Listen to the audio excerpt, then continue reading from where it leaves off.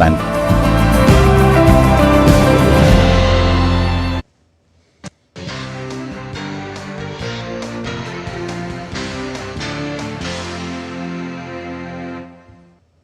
afternoon and welcome to Express News. I'm Shubhendu Ghosh. Let's begin with the stories.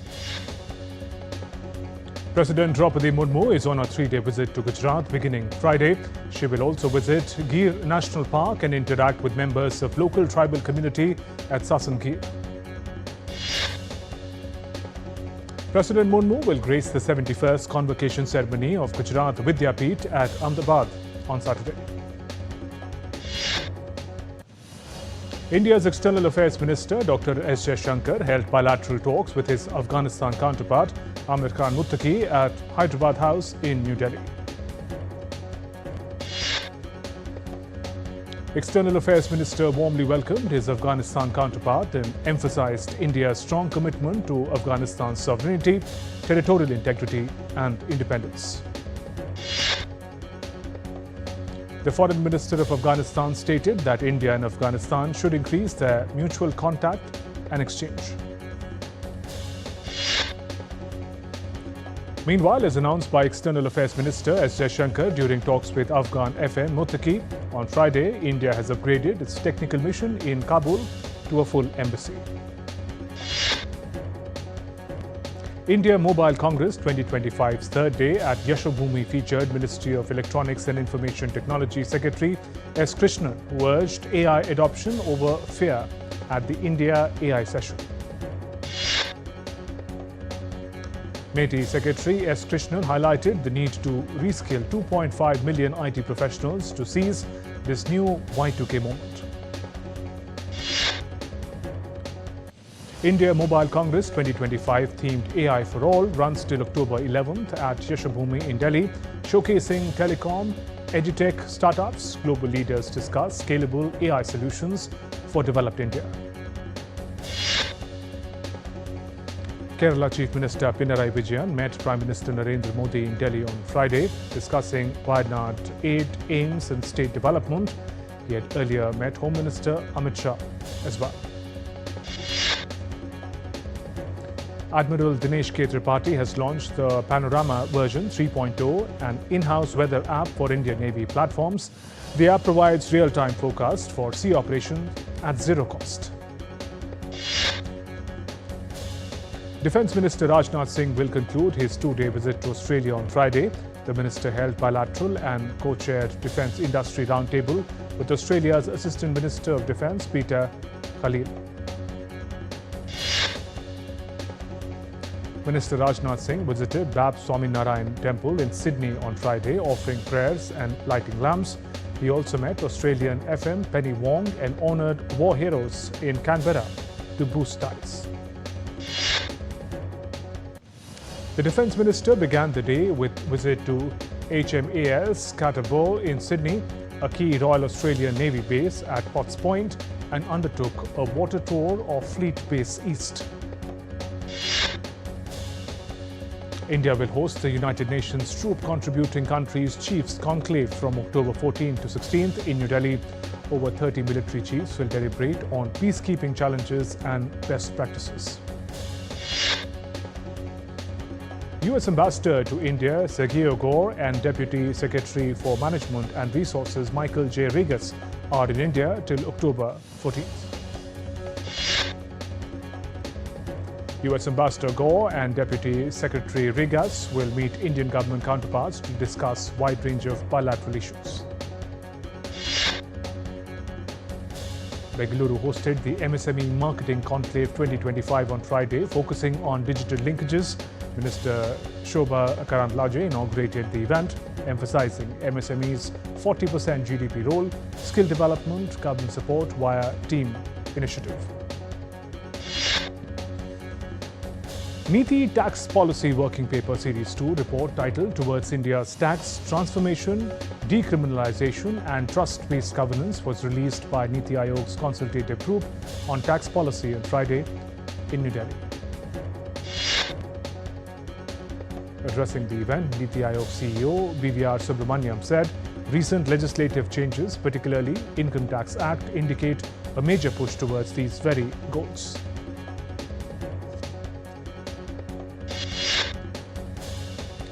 In business news, the BSE Sensex closed at 82,500 points on Friday, up 328.72 points from the previous session. While Nifty was up 103.55 points to close at 25,285.35. The Indian rupee rose 9 paise to close at 88.70 against the US dollar on Friday. The West Texas Intermediate crude fell 0.40% to $61.27 per barrel on Friday. Brent was at $65.22. Prices were down about 19% a year-on-year on ample supply. US inventories rose 3.7 million barrels. Gold prices rose 3,985.37 per ounce on Friday, up about 2.26%, driven by weaker dollar and geopolitical tensions after hitting $4,014.60 earlier this week. And spot silver fell 0.17% to $49.25 per ounce on Friday, driven by industrial demand in renewables and semiconductors amid tight supplies. Asian equities staggered into a weekend on Friday following a mixed week. Asian equities fell amid tech bubble worries after AI-fueled surges.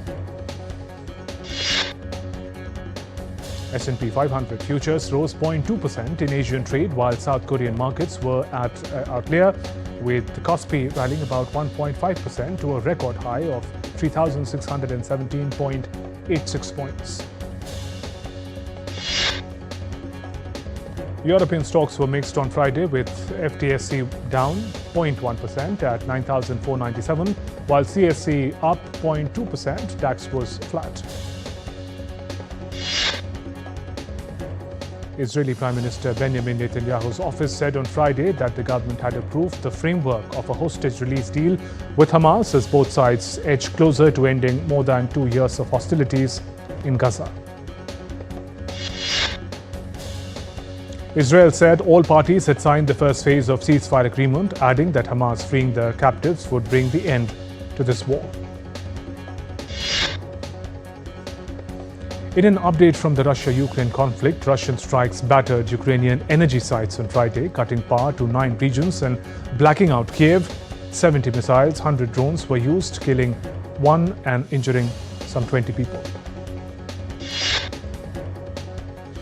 US judge temporarily halted Trump's deployment of hundreds of National Guard troops in Chicago and other states 5 days after another US judge blocked a similar deployment in Portland, Oregon. The US has imposed sanctions on about 100 individuals, entities and vessels, including a Chinese independent refinery and terminal that helped Iran's oil and petrochemicals trade. Meanwhile, China said on Friday it would impose special port fees on ships operated by and built in the United States. The incremental fees will be collected at Chinese ports from October 14th. The US has on Friday denied any delivery of advanced medium-range air-to-air missiles to Pakistan, contrary to what was reported by multiple media outlets on Tuesday. Meanwhile, in a statement, the US Embassy in India said the new contract with Pakistan is meant for certain sustained items and does not include any new deliveries of the said missiles, debunking media reports as false. US President Donald Trump and Finnish President Alexander Stubb signed an agreement for the US Coast Guard to acquire up to 11 icebreaker ships to strengthen Arctic security. The US-Finland agreement establishes cooperation between the US Coast Guard and Finnish shipyards for Arctic security cutters. Finland will build 4 ships and the US will construct up to 7 more using Finnish expertise. The US-Finland deal is valued at approximately $6.1 billion. Ships are intended for strategic Arctic use amid growing international focus on the region. Peru's Congress leader José Serri has assumed the South American country's presidency on Friday after lawmakers voted to remove President Dina Boluarte. Peru's Congress impeached Dina Boluarte by an overwhelming majority of 118 out of 122 votes.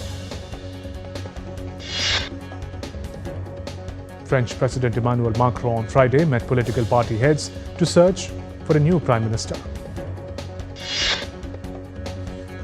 French President Macron's office said he will announce a new prime minister within 48 hours after outgoing Prime Minister Sébastien Lecornu failed to get results after 2 days of talks to come out of the existing political deadlock.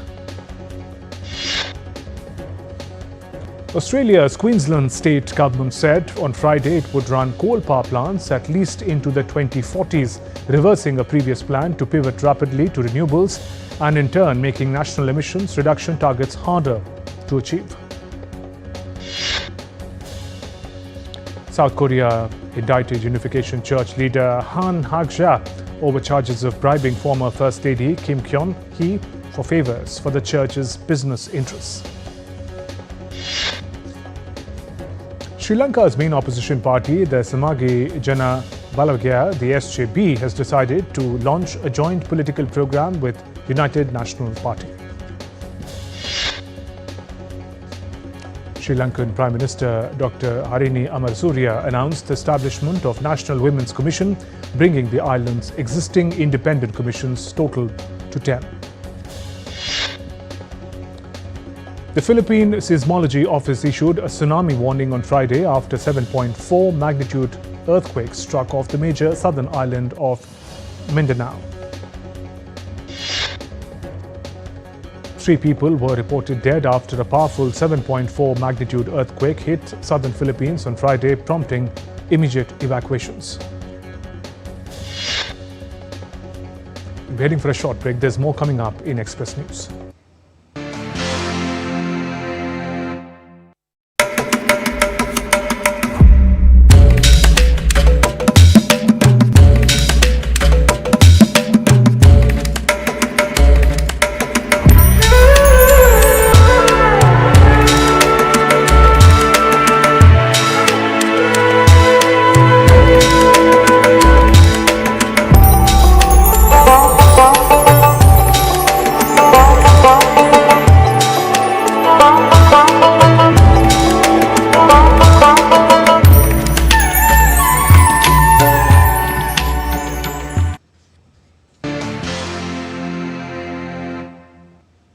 Welcome back. I'm Shubhendu Ghosh. You're watching Express News on DD India.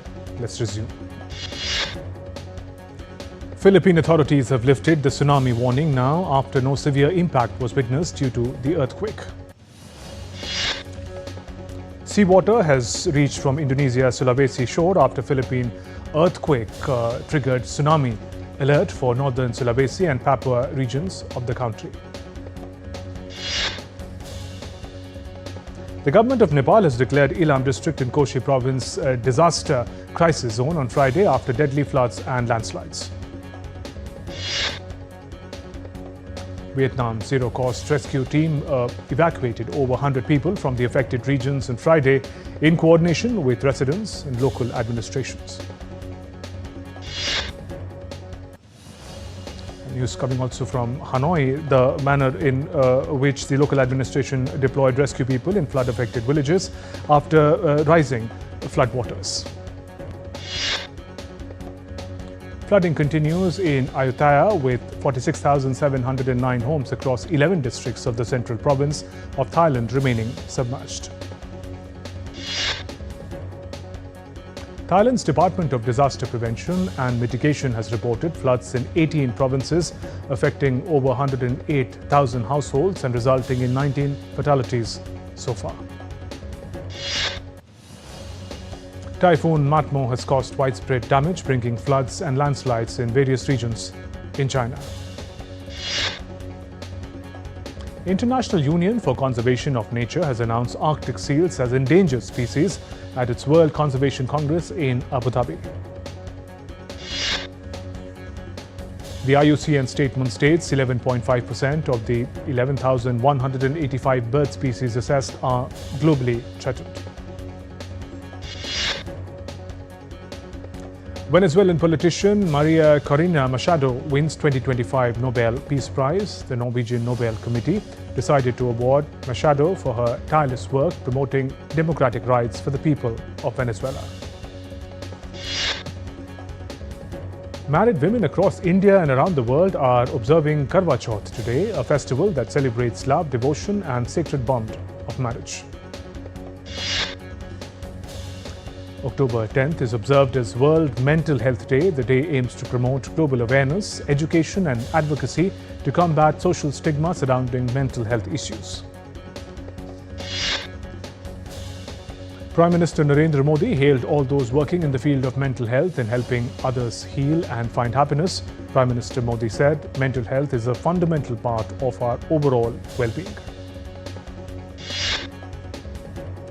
In South Africa, a 92-year-old Katrina Esau, the last fluent speaker of No, an ancient language of South Africa's indigenous San people, continues to preserve it by educating locals despite little government support. The cruise season in Panama has begun as Queen Elizabeth cruise ship sailed through the canal from the Pacific carrying tourists to the Caribbean.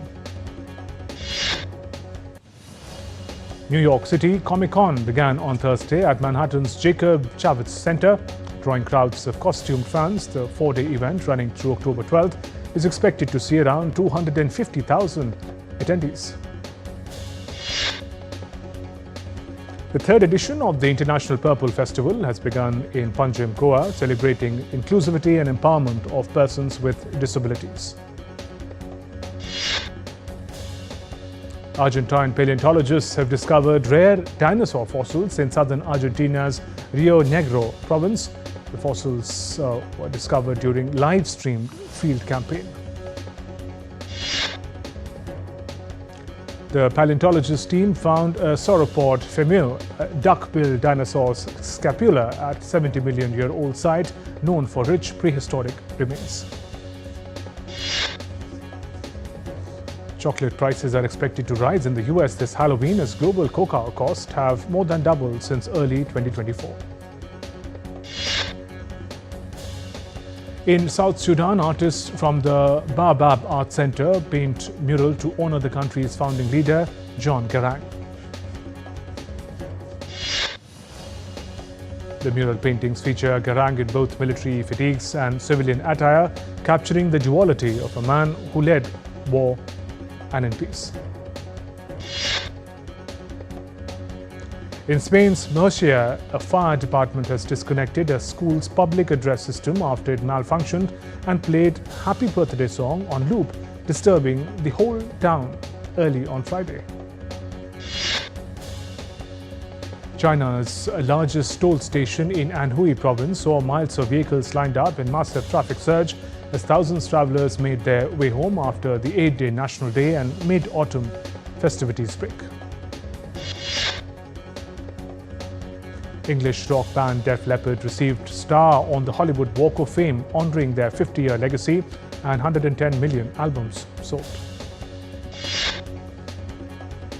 Prince Harry and Meghan Markle were honored with Humanitarians of the Year award at Project Healthy Minds annual gala in New York.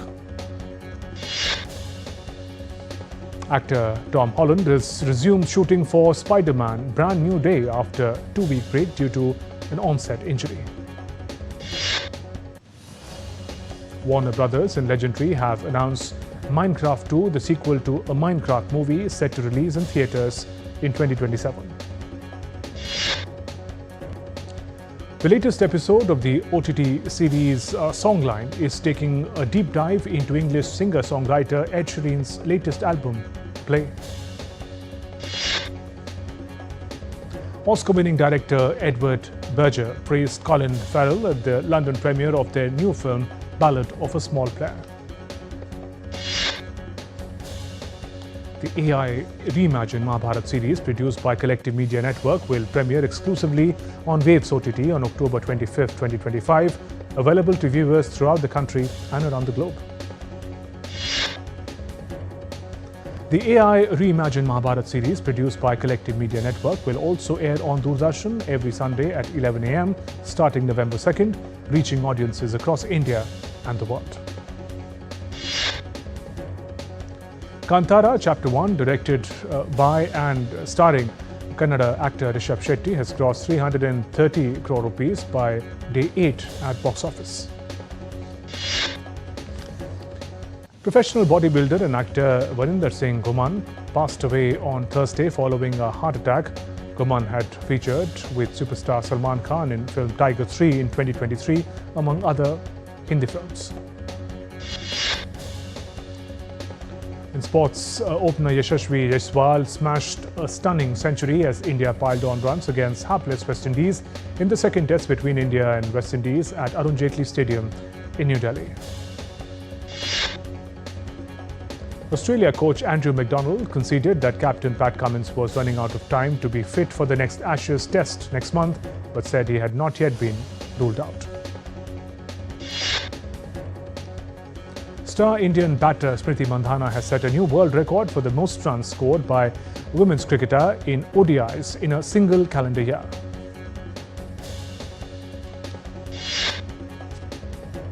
Nadine de Klerk powered South Africa to a 3-wicket win against India in the Women's Cricket World Cup in Visakhapatnam. India's top order did not take responsibility against South Africa, Captain Harmanpreet Kaur said, after her side lost by 3 wickets. Spain defender Dean Huijsen has been ruled out of the upcoming 2026 World Cup qualifiers against Georgia and Bulgaria due to a muscle injury. India's Dhruv Kapila and Tanisha Prasto marched into the quarterfinals of Arctic Open badminton tournament. In women's singles, Anmol Karp beat Chinese Taipei's Su Wenqi to set up a quarterfinal clash against Andrew Schultz. Mohammad Amoura scored twice as Algeria beat Somalia 3-0 to become the 4th qualifiers for the 2026 World Cup from Africa after Morocco, Tunisia and Egypt. India scored in the last minute to earn a 1-1 draw against Singapore in their third Group C match of the 2027 Asian Cup qualifiers in Kallang. 4th seed Novak Djokovic looked far from his best but dispatched Belgium Zizou Bergs to set up Shanghai Masters semi-final clash against Valentin Vacherot. Meanwhile, world number 204 Vacherot pulled off a huge upset, stunning Holger Rune to become the second lowest ranked player ever to reach ATP Masters semi-finals. Belgium hosts North Macedonia in Ghent with the opportunity to leapfrog their visitors and take top spot in their qualifying group for the 2026 World Cup. Inter Miami head into the critical Major League Soccer matchup against Atlanta United on Saturday night at Fort Lauderdale. And Sam Kerr is set to be Australia's squad for the first time since 2023 for friendly matches against England and Wales later this month. With that, we conclude this edition of Express News. Namaskar.